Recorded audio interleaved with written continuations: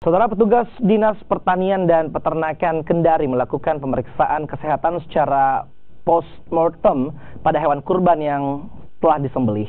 Dari hasil pemeriksaan ini, saudara, tidak ditemukan hewan kurban yang terindikasi memiliki penyakit berbahaya. Pemeriksaan kesehatan berupa post-mortem atau pemeriksaan isi dalam hewan kurban seperti limpa, hati, serta jantung dilakukan DP2 Kendari. Pemeriksaan kesehatan pada hewan kurban usai disembelih untuk mengetahui kondisi hewan aman untuk dikonsumsi.